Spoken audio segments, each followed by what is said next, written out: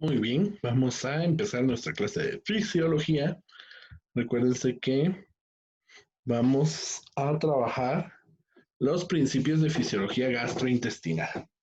Vamos a ver de una manera muy superficial cómo es que el intestino del sistema gastrointestinal tiene un papel muy importante dentro de los procesos fisiológicos. ¿Por qué es tan importante? Recuérdense una palabra muy importante, pequeñita, pero con gran valor dentro del tema de fisiología, que es homeostasis, el equilibrio. ¿Cómo es que el sistema gastrointestinal va a aportar a esa homeostasis, a mantener el equilibrio en el cuerpo? Pues básicamente porque el sistema gastrointestinal va a ser el encargado de la absorción y el metabolismo de los nutrientes. A través del sistema gastrointestinal, nosotros podemos hacer el aprovechamiento de los nutrientes de los alimentos que consumimos. Sin el sistema gastrointestinal, pues nosotros necesitaríamos otra forma de obtener energía, como en el caso de las plantas. Las plantas no tienen un sistema gastrointestinal, pero tienen una maquinaria metabólica importante que les permite generar energía a través del proceso de la fotosíntesis.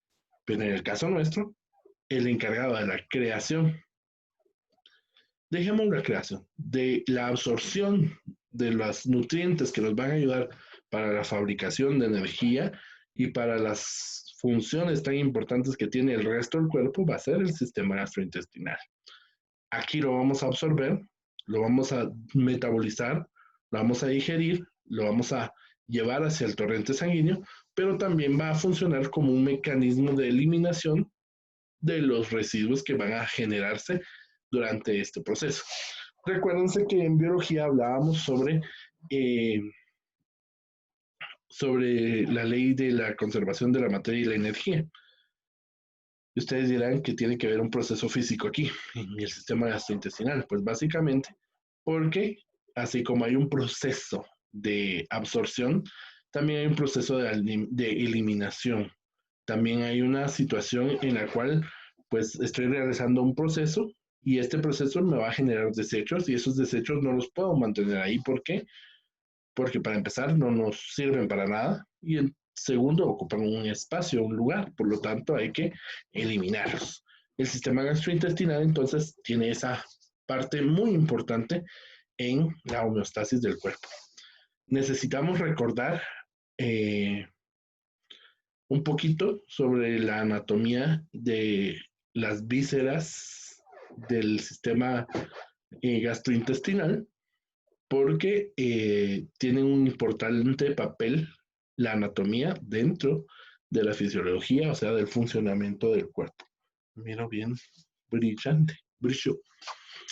Pues bueno, a nivel muy general, vamos a recordar que si hacemos un corte transversal de todas las vísceras que están interconectadas en el sistema gastrointestinal, recuérdense que es un tubo largo que va a medir alrededor de 9 a 11 metros de longitud desde la boca hasta el ano, más sus glándulas accesorias. Vamos a ver que todo este tubo está compuesto de tres capas principalmente. Desde afuera hacia adentro, la primera es la serosa, que es la que está alrededor, que es la que va a envolver a toda la estructura, que es lo que le va a permitir pues su fijación, su lubricación, su protección. Es la que le va a dar forma al órgano como tal. Luego tenemos en el centro de estas tres capas, tenemos la serosa y luego viene la capa muscular. Que la capa muscular, pues ahí vamos a hablar un poquito de que va a ser diferente en cada órgano. Por ejemplo, en el estómago tenemos tres capas de músculo dispuestas de manera diferente, mientras que en el resto de los órganos generalmente solo son dos. A nivel general, pues hablamos de la capa muscular. Después viene la capa mucosa, que a esta la vamos a dividir en tres porciones. La capa submucosa, que está por debajo de la mucosa, por eso se llama submucosa, que va a contener a todos los vasos sanguíneos y nervios, que ahorita vamos a platicar sobre eso, que le van a dar su inervación, o sea, el control nervioso, pero también irrigación a esas estructuras. Vamos a encontrar que estas, por arriba de la submucosa, vamos a encontrar una estructura que se va a llamar musculares mucosae, que es el músculo de la mucosa. Literalmente eso significa en latín, el músculo de la mucosa. ¿Por qué? Porque la mucosa también tiene músculo. ¿Por qué? Porque en la mucosa hay unas vellosidades y estas tienen movimiento y nos van a ayudar para el transporte interno del contenido de la víscera para movilizar.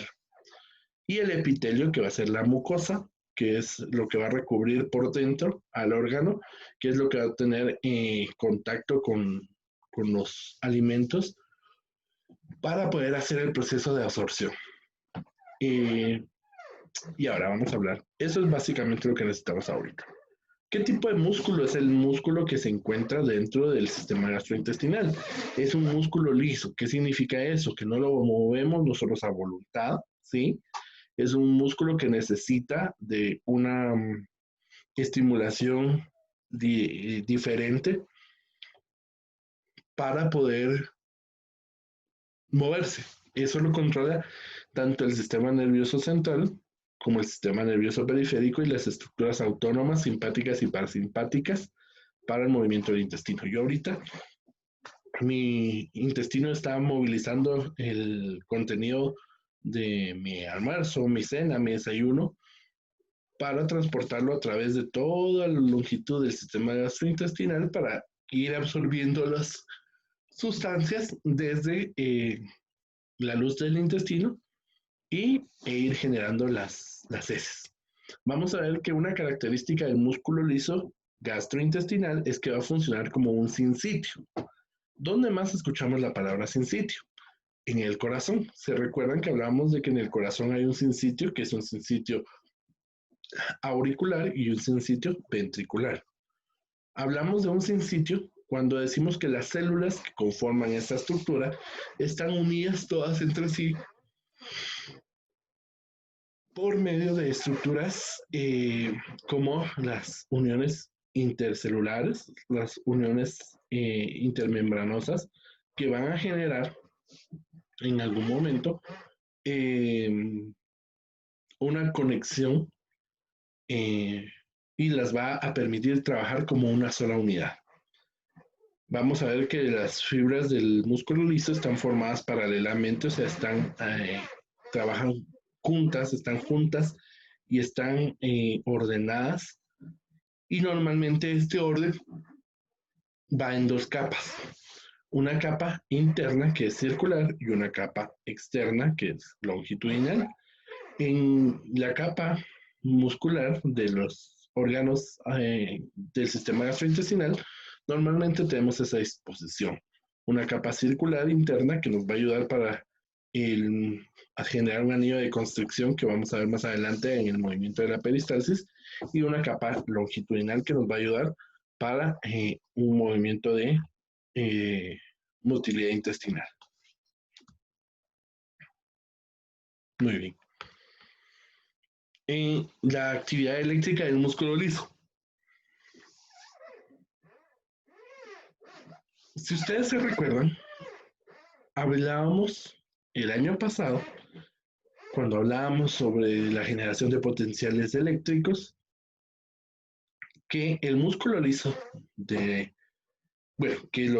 que todas las células tienen la capacidad de reaccionar a los estímulos eléctricos, pero las células del cuerpo con mayor capacidad a reaccionar a esos estímulos eléctricos es, en primer lugar, la neurona y en segundo lugar, el músculo.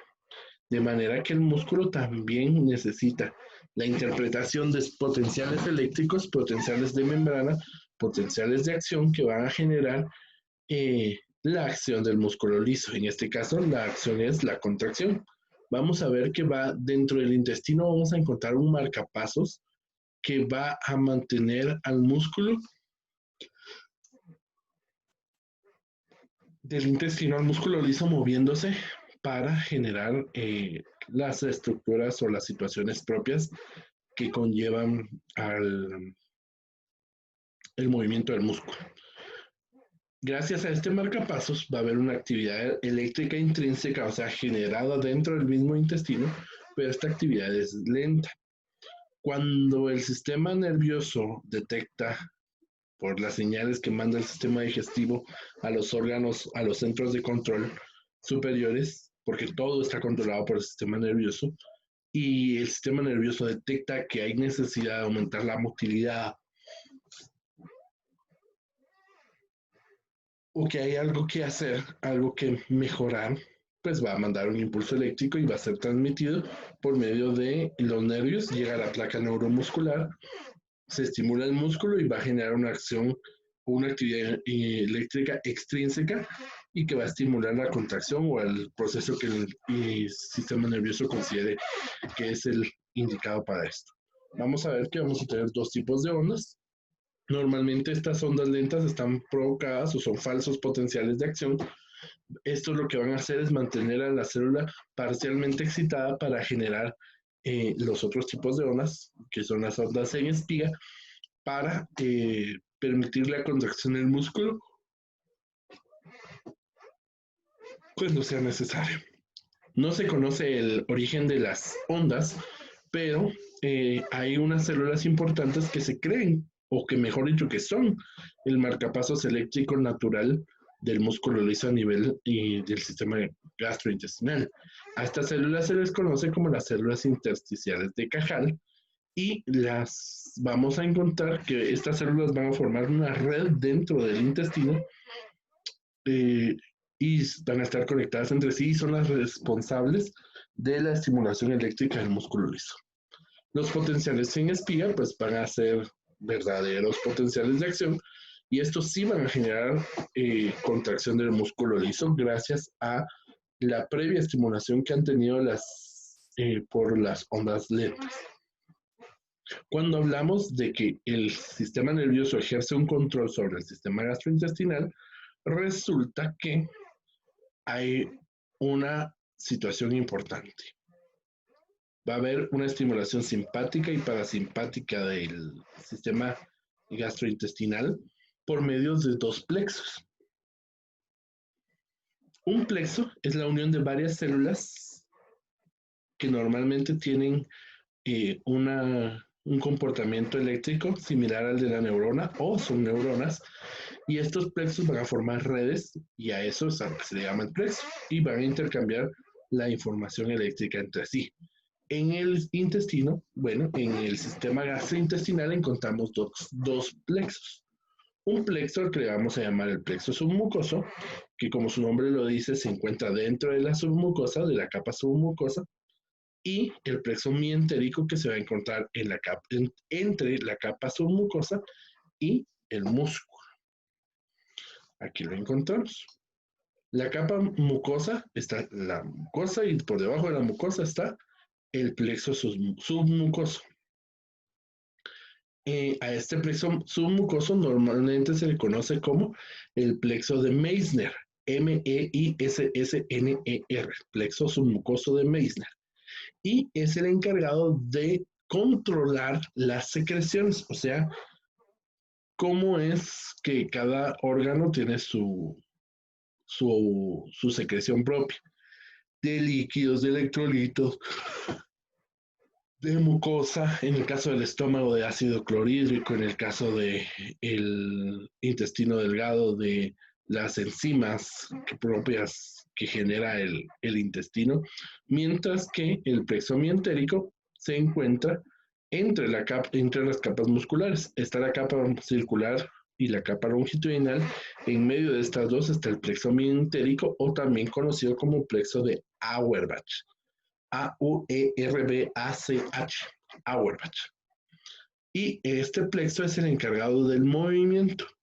Mientras que uno se encarga de las secreciones, el otro, el plexo mientérico, se encarga de generar los potenciales de acción para estimular a los músculos, tanto circular como longitudinal del intestino, para generar sus movimientos. Estos plexos van a tener algunos ensanchamientos a los que les vamos a llamar ganglios. Y dentro del intestino vamos a encontrar esos ganglios que van a ser microscópicos eh, y su función es ser como centros integradores propios dentro del intestino. Esto me gustó, y por eso lo copié o le tomé una screen tal y como lo decía el libro. Vamos a ver que gracias a estos plexos van a haber reflejos gastrointestinales y van a haber reflejos gastrointestinales controlados por el sistema nervioso que pueden dividirse en tres grandes grupos. El primer grupo de reflejos gastrointestinales son los reflejos que se generan dentro del sistema nervioso de la pared intestinal, o sea, dentro de los plexos, tanto del plexo de mientérico de Auerbach como el plexo submucoso de Meissner. Como por ejemplo en el caso de estos reflejos vamos a encontrar la secreción de los ácidos o la secreción la secreción de las secreciones, cómo es que estimulan a la fabricación de estos jugos, de estas secreciones que fabrica el intestino para poder ser liberados hacia la luz intestinal, el peristaltismo, o sea, el movimiento continuo del intestino, y las contracciones que va a tener el músculo liso del sistema gastrointestinal, como los movimientos de mezcla. El cerebro, aunque controla todo, no puede estar como, como metido en todo y querer mandarlo todo. Hay algunas situaciones que se controlan específicamente por estos plexos y tienen la capacidad de dominar esas regiones. Es como el presidente. El presidente no puede ver solo, está al pendiente de la economía, está al pendiente de la salud, está al pendiente del trabajo, está al pendiente de la seguridad, por ejemplo, pero tiene que delegar funciones porque no puede hacerlo todo junto. Entonces, por ejemplo, en el caso de las municipalidades, tienen que ejecutar algunas situaciones propias que ellos van a resolver. Pues básicamente eso es como el reflejo integrado en el sistema nervioso de la pared intestinal, porque ahí mismo se resuelve la situación. El segundo grupo va a ser los reflejos que van desde el intestino hacia los ganglios simpáticos prevertebrales y de ahí regresa al tubo digestivo. Recuérdense que es un reflejo. Las partes del reflejo que ustedes ya las vieron, porque ya se las expliqué, es que hay un emisor, una señal, hay un centro integrador y el centro integrador manda una respuesta. En este caso, el centro integrador no va a ser el plexo que está dentro del intestino, sino ahí sí necesitan el apoyo de algo desde afuera. En este caso, son los ganglios simpáticos prevertebrales. Es como cuando el gobernador tiene que resolver algunas situaciones del departamento, porque ya no estamos hablando solo del municipio, sino del departamento. Pues aquí sí ya decimos, bueno, los reflejos sale la señal como, hey, necesito ayuda con esto. Porque hay que enviar la señal a veces a otros órganos para ejecutarse. Por ejemplo, un reflejo que necesita un relevo en los ganglios simpáticos prevertebrales es el reflejo gastrocólico. ¿Y qué es el reflejo gastrocólico? Pues resulta que las señales del estómago de que se va a vaciar inducen a que el colon se pueda vaciar. ¿Por qué? Para hacer espacio a lo que viene después por el vaciamiento del estómago. Son importantes estos reflejos porque tienen un sistema o un centro integrador diferente.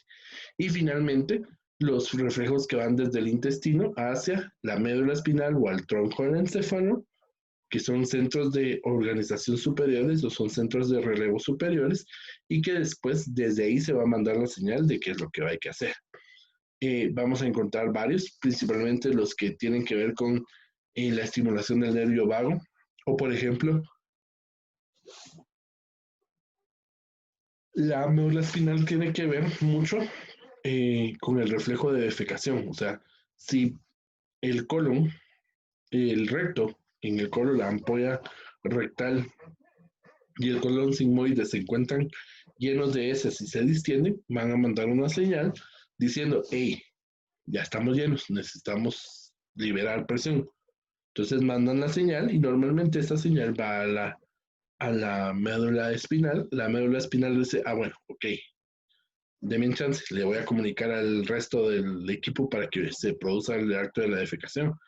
Y entonces ya va a los músculos, empieza uno a tener la sensación, va hacia el baño, ahí se relajan los músculos para poder generar pues la defecación. Pero todo esto es gracias a un ente que va a funcionar como regulador de la transmisión de esa señal.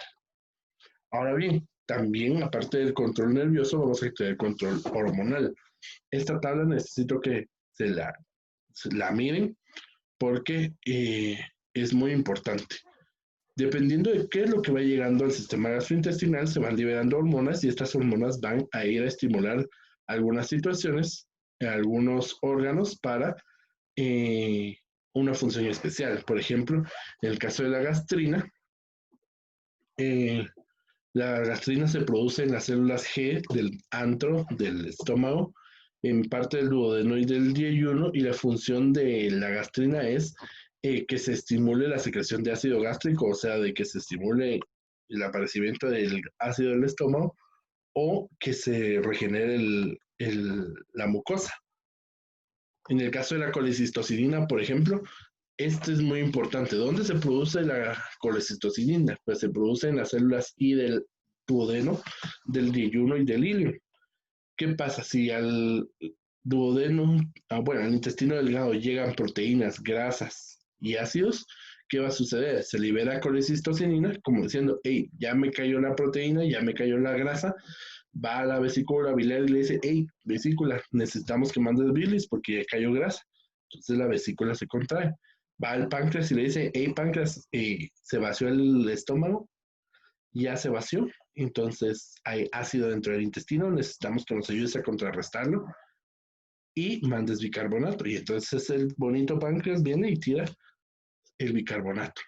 Pero esto es por hormonas, o sea, resulta que se generan en un lugar y por medio de la sangre van a viajar a otro lugar para estimular la secreción. Por ejemplo, la motilina, en el caso de las células M del duodeno y del yeyuno, es muy importante. ¿Por qué? La motilina, su nombre lo dice, porque estimula la motilidad gástrica e intestinal para mantener al intestino moviéndose y decir, bueno, llegó esto, necesito que se mueva más rápido porque necesito sacarlo, necesito producir, necesito eh, hacer esto, modificarlo, digerirlo, absorberlo. Quiero todas las máquinas encendidas, como que si fuera una red de pocholos, chiquipum, chiquipum, chiquipum. ¿Me entendieron esa referencia? Esta tabla de estas 5 hormonas necesito que se la aprendan. El peristaltismo, pues básicamente eh, hay una situación en la que el intestino se está moviendo todo el momento, el tiempo, con unas ondas o con un movimiento que le llamamos el peristaltismo. El peristaltismo no es más que la contracción de la mucosa, perdón, del músculo del intestino o de pues todo el sistema gastrointestinal en la que viene la musculatura lisa interna, que es la circular, genera un anillo y es como que fuera ordeñando al intestino para movilizar el contenido en la dirección correspondiente. Gracias a estas ondas es que nosotros pues transitamos o transportamos a través de todo el sistema gastrointestinal eh, los elementos que vamos a utilizar para nuestra alimentación. Hay una característica que se llama la ley del intestino. La ley del intestino dice que únicamente se va a hacer movimiento en una dirección. ¿Qué significa eso? El movimiento de la onda peristáltica va desde la boca hacia el ano, o sea, masticamos, comemos, tragamos y desde el esófago empieza la onda peristáltica con el proceso de bajarlo al estómago. Del estómago se produce la motilidad, lo libera el duodeno y en el duodeno lo empiezan a mover. La ley del intestino dice que solo es en una dirección. No puede agarrar el intestino y hacerlo en 2 direcciones. Solo es en una dirección y normalmente es de la boca hacia el ano. Cuando se genera una onda que, por ejemplo, en el caso de los vómitos o de las náuseas, estas ondas de peristalsis que van al contrario, normalmente suelen ceder solitas. ¿Por qué? Porque el sistema del plexo mientérico, del plexo de Auerbach, se encarga de bloquearlo y decirle no, el camino es para allá. La absorción intestinal es muy importante. ¿Cómo se hace la absorción intestinal? Pues básicamente hay vellosidades dentro del intestino y cada vellosidad tiene una estructura importante. Esto que vemos aquí es una vellosidad. Vemos cómo está el epitelio, que el epitelio va a ser el encargado de tener las enzimas necesarias para agarrar proteínas, grasas, carbohidratos, lo que sea, y meterlo dentro de la célula. Una vez metido dentro de la célula, viene y ya absorbido por medio de las células epiteliales, se manda hacia adentro de la vellosidad. Y adentro de la vellosidad vamos a tener en el centro algo que vamos a llamar el quilífero central, que este quilífero es importante porque ahí van a llegar todas las sustancias que no son hidrosolubles, o sea que se tienen que disolver en otras sustancias. El quilífero va a dar origen más adelante a los vasos linfáticos, porque por medio de la linfa, por medio de los vasos linfáticos, transportamos todo lo que no se puede transportar en la sangre. Y el resto se va a las capilares sanguíneos, que por debajo de cada vellosidad hay una red de capilares sanguíneos, tanto arteriolas y vénulas, que van a salir de esa vellosidad para formar una vena y esta vena llevar eh, los nutrientes hacia el sistema esplácnico, o sea, hacia la vena hepática, porque en el hígado todo lo que se absorbe pasa hacia el hígado para ser metabolizado y entonces ahí termina. El hígado lo manda a través de la vena cava inferior hacia el corazón para la distribución de los elementos sanguíneos o de los nutrimentos a través del sistema sanguíneo. Y eso es todo. Para la siguiente semana vamos a trabajar lo que es filtrado glomerular y formación de orina. Para eso necesito que vean el capítulo 26 de la fisiología de Guito. Y en casa van a hacer un resumen de este capítulo que acabamos de ver de esta clase de la fisiología del sistema gastrointestinal y lo pueden hacer como ustedes les guste.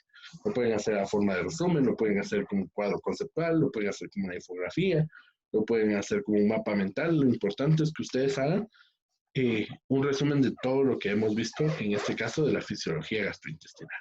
Para mí ha sido un gusto poderlos atender el día de hoy. Nos vemos en nuestra siguiente clase. Un saludo a todos, ¿ok?